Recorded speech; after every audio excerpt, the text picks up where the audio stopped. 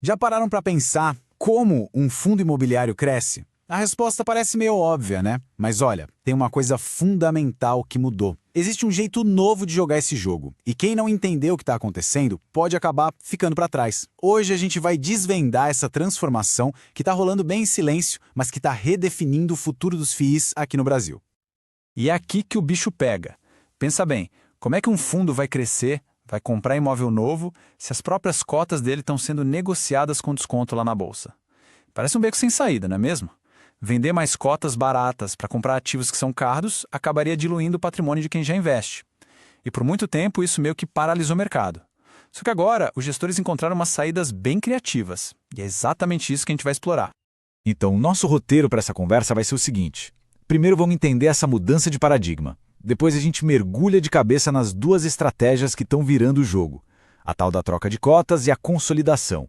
E por último, que talvez seja o mais importante, o que isso tudo significa na prática para quem investe. Aí a gente fecha com aqueles pontos-chave que precisam ficar na cabeça. Vamos lá. O modelo tradicional era bem simples. Precisava de dinheiro, o fundo ia lá, emitia novas cotas e vendia para o pessoal. Só que esse motor aí engasgou. Com os juros mais altos, as cotas ficaram baratas. E aí tentar vender mais cotas com um desconto ainda maior seria como tentar encher um balde furado, sabe? Simplesmente não funcionava mais. E aqui, a grande virada de chave. O foco mudou completamente. Antes, a conversa era com o investidor de varejo, aquele que olha o preço na tela, que reage ao sobe e desce do dia a dia. Agora, o jogo é outro.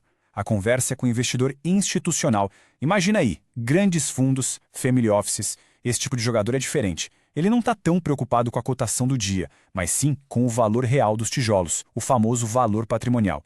E só essa mudança de mentalidade já abre um universo de novas possibilidades. E a primeira grande jogada que essa mudança permite é quase mágica. É comprar imóveis sem gastar um centavo do caixa. É a chamada troca de cotas. Uma ferramenta super poderosa para driblar aquele problema das cotas baratas na bolsa e mesmo assim continuar crescendo. Para ficar mais fácil de entender, imagina que alguém é dono de um galpão logístico enorme.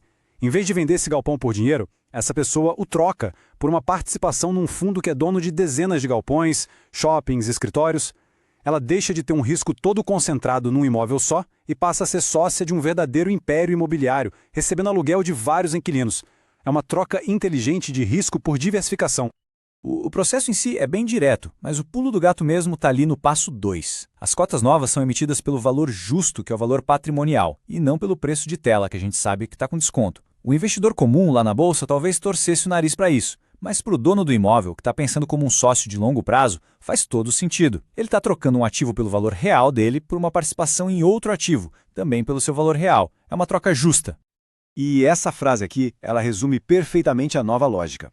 O foco não é na especulação do sobe e desce diário do preço, é no valor fundamental, no valor do tijolo. O vendedor do imóvel se torna um sócio, um parceiro que entende que está recebendo um ativo, as cotas, pelo seu preço justo. E, em troca, ele resolve vários problemas de uma vez só, ganha liquidez, diversifica o risco dele e ainda garante uma fonte de renda mensal muito mais estável do que depender de um único inquilino.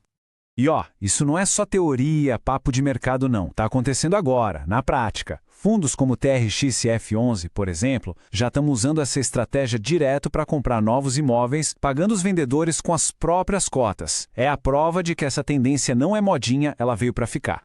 Beleza, agora vamos para a segunda grande força que está moldando o mercado. Ela está totalmente conectada com a primeira. A gente está testemunhando o início do que estão chamando de era da consolidação. Ou, falando em bom português, os grandes estão ficando maiores e os pequenos estão sendo, incorporados. E essa consolidação acontece basicamente de duas formas principais. Ou gestoras gigantes comprando as menores, ou então fundos grandes absorvendo os fundos pequenos. Os dois movimentos apontam para um futuro com menos jogadores na mesa, só que jogadores muito mais poderosos. E exemplos disso estão por toda a parte. De um lado, a gente vê gigantes como a Pátria, que é a gestora do famoso HGLG11, comprando carteiras inteiras de outras gestoras. Do outro lado, a gente tem fundos como o GGRC11, que agem quase como tubarões, sabe? Ficam de olho em fundos menores, talvez com alguma dificuldade, para incorporar no seu portfólio gigante, ganhando mais escala e poder de barganha. E só para ter uma ideia do tamanho da brincadeira, a gente está falando de negócios bilionários. Essa aquisição de fundos da Genial pela Pátria, por exemplo, movimentou 2,5 bilhões de reais. É um sinal bem claro de que a consolidação é uma força poderosa e que está transformando o mercado de verdade. Mas afinal, por que essa tal de escala é tão importante? Pensa só na diferença. Para um fundo pequeno, que tem um imóvel só, se o inquilino resolve sair, a receita vai a zero. É um desastre.